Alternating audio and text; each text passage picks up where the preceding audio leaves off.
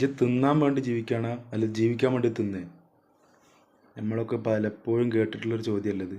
Hello, അസ്സലാമു അലൈക്കും വറഹമത്തുള്ള. നമ്മളൊക്കെ നല്ലോണം ഭക്ഷണം കഴിക്കുന്ന ആൾക്കാരാണ് അല്ലേ? നിങ്ങൾക്കൊക്കെ ഇഷ്ടമുള്ള ഫുഡ് ഏതായിരിക്കും?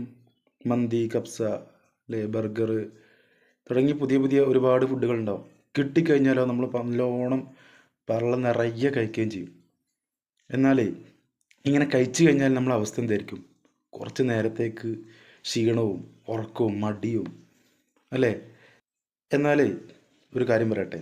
അങ്ങനെ മുത്ത് റസൂലുള്ളാഹി സ്വല്ലല്ലാഹു അലൈഹി വസല്ലമ തങ്ങളെ അവരുടെ കാലഘട്ടത്തിൽ മദീനയിലേക്ക് അയൽരാജ്യങ്ങളിൽ നിന്നൊക്കെ ആളുകളെ വിടുമായിരുന്നു, ഡോക്ടർമാരെ. എന്തിനാണെന്നറിയോ?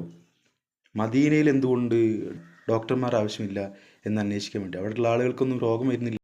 അപ്പോൾ ഈ അന്വേഷിച്ച് പോകുന്ന ആൾക്കാർ ഭയങ്കര അത്ഭുതമായിരുന്നു. കാരണം അവരൊക്കെ വളരെ കുറച്ച് ഭക്ഷണം കഴിക്കുന്നുള്ളൂ. അഥവാ മുത്ത് റസൂലുള്ളാഹി സ്വല്ലല്ലാഹു അലൈഹി വസല്ലമ തങ്ങൾ സ്വഹാബികൾക്ക് കാണിച്ചു കൊടുത്ത രീതി എന്ന് പറഞ്ഞാൽ മൂന്നിലൊരു ഭാഗം ഭക്ഷണം, നമ്മളെ വയറിൻ്റെ മൂന്നിലൊരു ഭാഗം ഭക്ഷണം, മൂന്നിലൊരു ഭാഗം വെള്ളം, ബാക്കി മൂന്നിലൊരു ഭാഗം വെറുതെ ഒഴിച്ചിടുക. ഈ ഒരു മനുഷ്യൻ്റെ ആരോഗ്യസ്ഥിതി നിലനിർത്താൻ അത് ഏറ്റവും മുഖ്യമാണ്.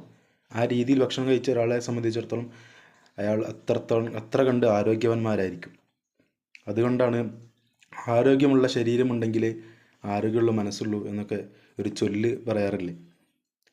അപ്പോൾ അതുകൊണ്ടാണ് ഭക്ഷണത്തിലുള്ള ക്രമം അത് വളരെ പ്രധാനപ്പെട്ടതാണ്. നമ്മളെ മനസ്സിൻ്റെയും ഹൃദയത്തിൻ്റെയൊക്കെ ആരോഗ്യത്തിന് അത് ഏറ്റവും പ്രധാനപ്പെട്ടതായതുകൊണ്ട് തന്നെയാണ് മഹാനായ സൈനുദ്ദീൻ മഖ്ദൂം റളിയല്ലാഹു അൻഹു രണ്ടാമത്തെ ഹൃദയത്തിൽ നന്നാവാനുള്ള മരുന്നായിട്ട് എണ്ണിയത് ബത്തിനിൽ ഖല, അതാ വയറ് നിറയ്ക്കാതിരിക്കുക എന്നുള്ളത്. അപ്പോൾ എല്ലാവരും ആ കാര്യം കൂടി ഒന്ന് ശ്രദ്ധിക്കണം. അപ്പോൾ എന്നാൽ ശരി, എല്ലാവരും വീഡിയോ കാണുക, വീഡിയോ കണ്ടുകൊണ്ട് സപ്പോർട്ട് ചെയ്യുക, ആവശ്യമുള്ള ആളുകളിലേക്കൊക്കെ എത്തിച്ചു കൊടുക്കുക.